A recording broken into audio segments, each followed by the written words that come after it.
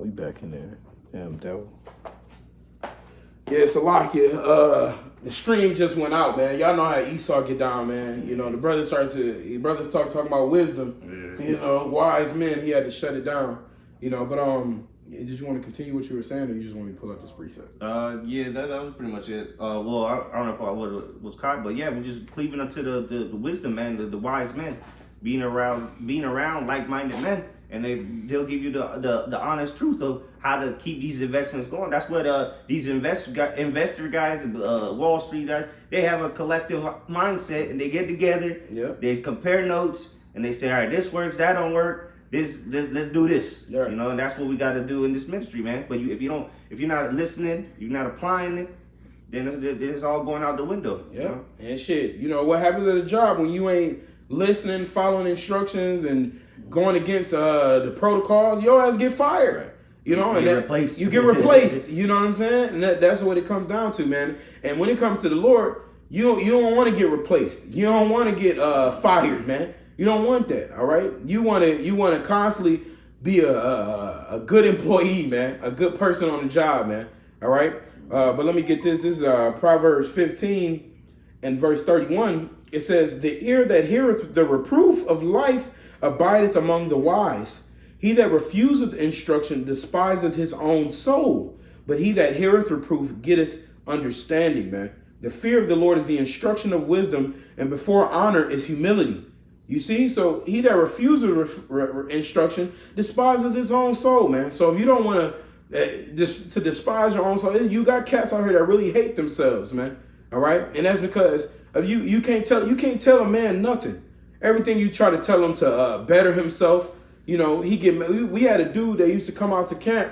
You know, we was calling him Pepperoni Guy because we talking about the word. He was listening, but the Lord started jacking him up. But we saw him eating pizza with pork on it, you know what I'm saying? So we call him Pepperoni Dude. Swine's flesh. Swine's flesh, man. You know, he be in the corner and shit, you know, but now we told him, like, hey, bro, you got to do better for yourself. You got to change your ways, man. Hey, instead of asking and begging for people money, why don't you go and get a job? Then the dude came by a few weeks ago, and now he work at Duffy's.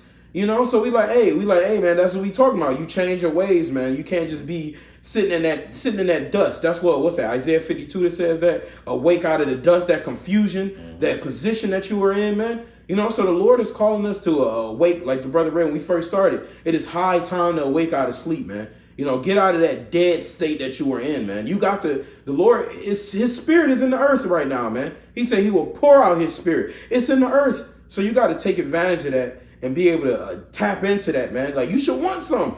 Get to getting while it's good, man. You know, because it's about to be bad for America real soon. You know, and if you're not fearing the Lord, man, you're not even gonna try to change. You're not gonna do nothing because look, you're doing this for your betterment of yourself and ultimately for salvation. Yep. You don't change your ways. That's a personal problem.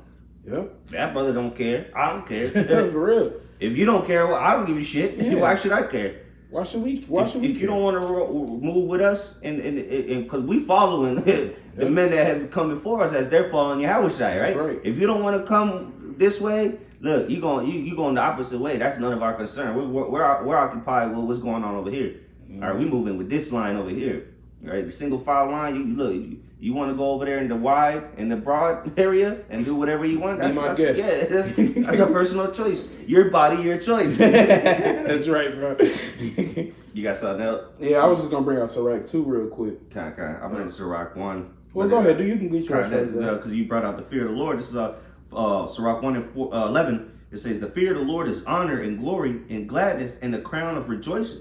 Mm-hmm. The fear of the Lord maketh a merry heart." See, people, there's fear mongering. Wait, the scripture just said the fear of the Lord is make a glad heart, a merry heart. It says, "And giveth joy and gladness and a long life. Whoso feareth the Lord, it shall go well with him at the last. Mm-hmm. And he shall find favor in the day of his death. To fear the Lord is the beginning of wisdom, and it was created with the faithful in the womb." That's it. So if you don't have the fear of the Lord, it's because the Lord didn't give it to you, just like he didn't give you the faith. Yeah. Because that has to be given to you before you even step on this earth. That's right. You know, the elect have been predestinated before the foundations of the earth, man. Mm-hmm. Go ahead, yeah, and that's a great point. You know, so he gave it to us before we even thought about it. You know, and Lord willing, we hold on to that, man. You got to cleave on to that, because there's many cats out here that the Lord will jack that spirit up. He'll take it away, because he says, Hebrews 6 chapter, he goes into how many men have tasted of the heavenly fruit, man. You know, you tasted of the heavenly gift. All right. And so now you're thinking that you're just going to cast that away. The Lord going to do away with you, and he'll take his Holy Spirit from you, man. The greatest gift that a man can receive, man. All right. This is Sirach 2. And I'm going to just start at 2. It says, set thy heart aright and constantly endure, and make not haste in the time of trouble. Cleave unto him and depart not away, that thou mayest be increased at thy last end. You see? Mm-hmm. So if you cleave unto the Lord, you'll be increased at your last end. Just like Job. Job, it says, and all of the things Job did, he did not sin with his lips. Right? So you got cats, as soon as they go through a little problems, they start cursing the Most High, man. Ready to give up the Lord. But if you cleave unto him, you're going to be increased at your last end. So the same way when Job, it said he received double, all right, for all of his substance. The Lord increased him at his last end. And that's what's important, because what it say, better is the end of a thing than the beginning of a thing. You know, so at the end of this walk, where's your stance going to be? Are you going to be, it says, if you're not with, the Lord said, if you're not with me, then you're against me. All right. And if you're against the Lord in the time of Jacob's trouble and in chipping season and the day of his return, it's going to be a bad turnout for you, man. So you got to cleave unto him. You got to want to be a part of him. You got to be wanting to be a part of his spirit and his ministry, his gospel, and the brothers that are part of it. All right. I just want to jump down. It says, might as well get 5.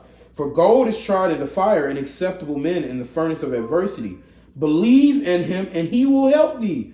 Order thy way aright, and trust in him. Ye that fear the Lord, wait for his mercy, and go not aside, lest ye fall. Ye that fear the Lord, believe him, and your reward shall not fail, man. All right? So make your calling and election sure. Believing in the Lord, and your reward ain't going to fail, man. You got to keep that belief, man. Belief is so important. I saw a guy on social media say something like, he said, I blatantly, like, I don't believe. I saw him say that, and the first scripture came to mind was 2 Ezra 15. Ye that the unfaithful shall die in their unfaithfulness, man. So you got to believe in the Lord when you that, and that's why the fear works first, right? It says the fear is the beginning of knowledge. So when that fear works, then you start to believe, and so in that belief, your reward is going to be great at the end of this thing, as long as you continuously keep that belief, and the Lord is still dealing with you. Yeah, because it said in the first chapter, it said that it will be well with them at the end, at the last. Yep. But you got to fear the Lord. That's the first step, but it's going to pay off in the last days, man. Mm-hmm. The day of the Lord. That's what's going to, because what people don't fear the Lord. That's why they do whatever they want, and that's why they're going to die. That's it. Ain't no in-betweens. Ain't no gray areas with the Lord. Yep. He kind of feared. He went to church on Sunday and here and there. Nah, man. You either fear the Lord or die. That's it. Them your options. Mm-hmm. I'm going to just give verse 15 and 16 and I'll be done.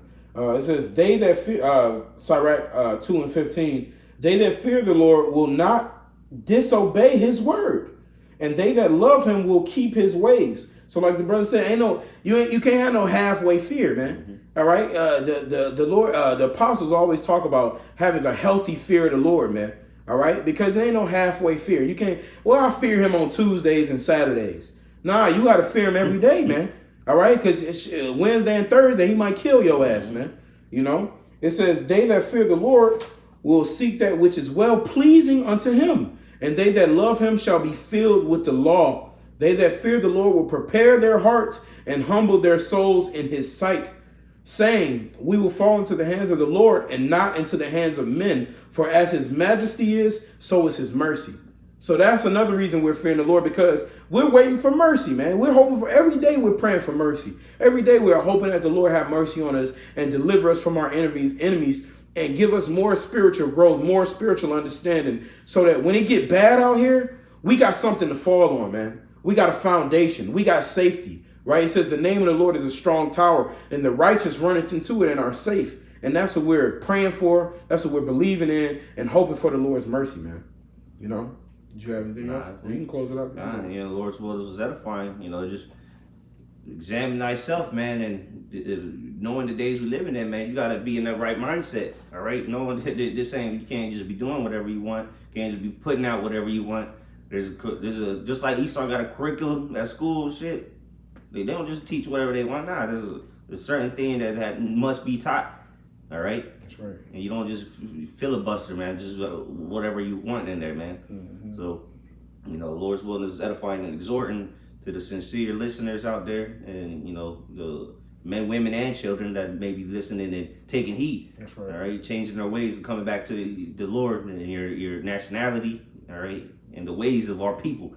All right, so we're gonna give all praises, glory, and honor to Yahweh Ba'Hashem, Yahushai Ba'Hashem, Rakakadash. The Barnes to the elder apostles, great millstone who rule well. And salutation and much love to you, Akim, out there pushing out his word and true sincerity. Shalom. Shalom.